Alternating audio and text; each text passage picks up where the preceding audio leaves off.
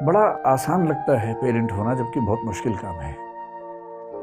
आपको बच्चा आईआईटी करेगा या नहीं, एमबीबीएस करेगा या नहीं, ये बहुत छोटी बात है। कर लेगा तो अच्छी बात है, ना करे तो कोई बुरी बात नहीं है, सामान्य सी बात है। पर आपकी संतान, आपका बेटा या आपकी बेटी एक कायदे का इंसान बनेगा या नहीं, ये ज़्यादा बड़ी बात है। और कायदे का इंसान बनाना पेरेंट्स की प्राथमिक जिम्मेदारी है, जिसमें हम में से अधिकांश लोग पूर्णतः सफल नहीं होते। मैं भी शायद नहीं हो पाऊँ। मतलब मैं ये दावा नहीं कर रहा कि मैं तो बहुत महान हूँ और आप थोड़ा सीखें। हम सबकी वो स्थिति है, हम सबकी वो समस्या है। तो जिन चीज़ों से बचाना ज़रूरी है अपने बच्चों को, उनमें से एक समस्या का नाम है नार्सिसिज्म। नार्सिसिज्म के लिए हिंदी का एक शब्द होता है जो उसके काफ़ी नज़दीक है, उसे कह सकते हैं आत्ममुग्धता।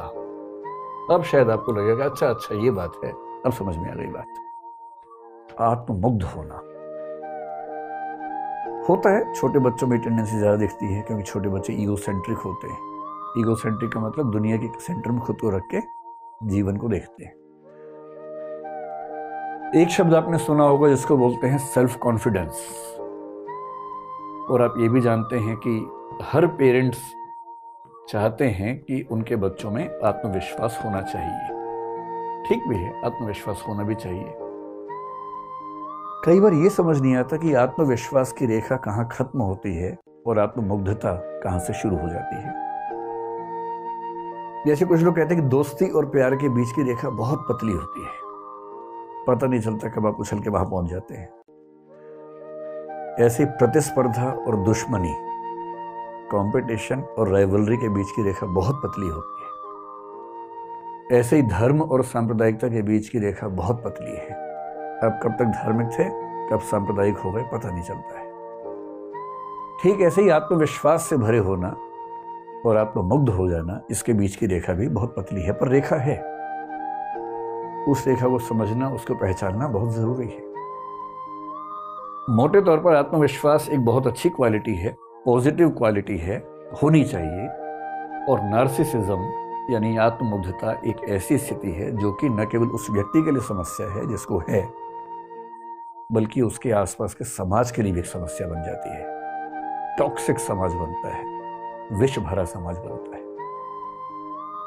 तो समझेंगे, बहुत प्यार से समझेंगे, मोहब्बत से समझेंगे, एग्जाम्पल से समझेंगे, फिल्मी गीतों से समझेंगे कि ये क्या है, और फिर चेक करेंगे कि हमारे अंदर है कि नहीं है। मतलब मनोविज्ञान पढ़ते हुए एक सामान्य टेम्परामेंट क्या होता है कि मैं तो ठीक हूँ, बाकियों के अंदर है इस प्रॉब्लम। और मजे की बात है, बाद में समझ में आता है कि नहीं, मैं भी ठीक नहीं हूँ, मेरे अंदर भी है। तो शब्द को लेकर तनाव मत लीजिएगा, ये शब्द कहाँ से आया, मैं भी आपको इसकी पूरी कहानी समझाऊंगा, फिर आप समझ जाएंगे कि इतना मुश्किल शब्द क्यों बनाया गया। इसके पीछे कहानी है, रोचक कहानी है। उसमें आने से पहले पिछले 30-40 साल में दुनिया भर में, विशेष रूप से पश्चिम में, देखा गया है कि नार्सिसिज्म यानी आत्ममुग्धता की टेंडेंसी बहुत बढ़ी है। ऐसे सर्वे हुए, और मैं हवाई बात करने से बचता हूं, मैं तो जो मेडिकल साइंस के सर्वेज हैं, साइकोलॉजी की एसोसिएशन के सर्वेज हैं, उनके बेस से बात करता हूं। एक सर्वे ने बताया कि 1962 और 1990 के बीच में अंतर यह है अमेरिका में कि 1962 में 12% किशोर बच्चों में, एडोलेसेंट बच्चों में ये टेंडेंसी देखी गई थी, और ये टेंडेंसी 1990 के दशक में आते आते लगभग 77 से 80% बच्चों में देखी जा रही है। 12% से 80% की बात कर रहा हूं मैं, 1-2% की बात नहीं कर रहा हूं। तो एक बड़ी समस्या तो है। भारतीय समाज में उतनी बड़ी समस्या कुछ लोग मानते कि नहीं है, लेकिन ये मानना पड़ेगा कि आज के समय में वो भी दिखना शुरू हुआ है। एग्जाम्पल से बात करते हैं, है ना, सैद्धांतिक बात क्यों करें। आत्ममुग्धता का एक लक्षण होता है व्यक्ति को ये लगने लगना कि उसके जैसा कोई नहीं, मैं इतनी सुंदर हूं, मैं क्या करूं क्या करूं। अब आप रिलेट कर पा रहे हैं? अगर आपके आसपास कोई ऐसे बोले मैं इतनी सुंदर हूं, मैं क्या करूं क्या करूं, तो उसको बोलना तुम्हें नार्सिसिस्टिक पर्सनैलिटी डिसऑर्डर है, एनपीडी है, इलाज करवा लो अपना।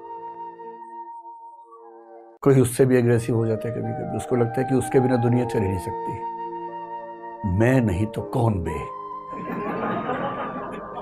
कुछ दिन पहले कोई रैपर है, मैं जानता नहीं, मैं रैप सॉन्ग सुनता नहीं हूं, तो कोई लड़की है, वो मैं नहीं तो कौन बे गा रही थी, कुछ लोगों ने मेरा एक वीडियो साथ में चिपका दिया उसके मैं क्लास में हंसी मजाक में एक शेर बता रहा हूँ बच्चों को, तू नहीं कोई और सही, कोई और नहीं कोई और सही, बहुत लंबी है ज़मीं मिलेंगे लाख हंसी, इस ज़माने में सनम तू अकेली तो नहीं। तो लोगों ने इस तरह चलाया कि मैं उसको जवाब, मैं तो जानता भी नहीं उसको कौन है ज़बरदस्ती लोगों ने कर दिया। पर ये दोनों ही लक्षण नार्सिसिज्म के हैं। अगर कोई कहे मैं नहीं तो कौन बे, तो क्या बोलना है, इलाज करवा लो। किस चीज़ का? नार्सिसिस्टिक पर्सनैलिटी डिसऑर्डर, NPD बोलेंगे। और अगर कोई ये कहे तू नहीं कोई और सही, तो भी इलाज करवाना है, क्योंकि इस व्यक्ति को भी जरूरत से ज्यादा आत्मविश्वास अपने ऊपर हो गया है। जब इस तरह के वाक्य सुनने लगे आप, तो समझिए कि कुछ गड़बड़ है। अगर किसी को लगे कि मैं संविधान से ऊपर हूं, कानून से ऊपर हूं, सब मेरे सामने छोटे हैं, और वो कहे हम जहां खड़े होते हैं लाइन वहां से शुरू होती है, कालिया फिल्म में अमिताभ बच्चन जेल में कह रहा है, तो उसको क्या कहना है, तुम्हारी लाइन अलग है, वो मनोविज्ञान के रोगियों की लाइन है, वहां तुमसे ही लाइन शुरू होगी, क्योंकि तुम्हारा ही इलाज होना है। ये तीसरा लक्षण है। कभी कभी किसी को लगता है कि इस पूरे ब्रह्मांड में मेरे जैसा कोई है नहीं, सब तो मेरे हाथों हो रहा है, मुझसे बड़ा कौन है। सेक्रेड गेम सीरीज में नवाजुद्दीन सिद्दीकी का एक डायलॉग आता है, कभी कभी तो लगता है कि अपनिच भगवान है, अपनिच भगवान है। और रोचक बात है कि नार्सिसिज्म के डिसऑर्डर को कुछ लोगों ने एक नाम दिया है, गॉड कॉम्प्लेक्स।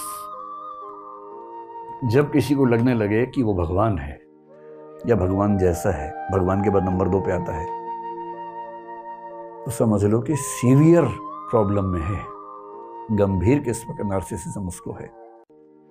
तो कभी अगर आपको भी लगता हो कि अपनिच भगवान है, तो इसका मतलब सीरियस बीमारी है, हल्के फुल्के नहीं, सीरियस है। आप लोग तो छोटे हैं, जब आप पैदा हुए थे उसके आसपास एक फिल्म आई थी हिंदी में, राम तेरी गंगा मैली, शायद आपने नाम सुना होगा। उसमें नायक नायिका को संबोधित करके गीत गा रहा है, और नार्सिसिज्म का इतना बड़ा लक्षण मैंने कभी नहीं देखा। वो क्या कह रहा है, मुझको देखोगे जहां तक, मुझको पाओगे वहां तक, रास्तों से कारवां तक, इस जहां से उस जहां तक, मैं ही मैं हूं, मैं ही मैं हूं, दूसरा कोई नहीं। यदि आपकी जिंदगी में ऐसा प्रेमी प्रेमिका आ जाए, तो सीधे लेके जाना है साइकेट्रिस्ट के पास। आपकी जिम्मेदारी बनती है, सच्चा प्रेम करते हैं तो उसका इलाज करवाइए, क्योंकि यदि आपने उसका इलाज नहीं करवाया तो वो आपका इलाज कर देगा।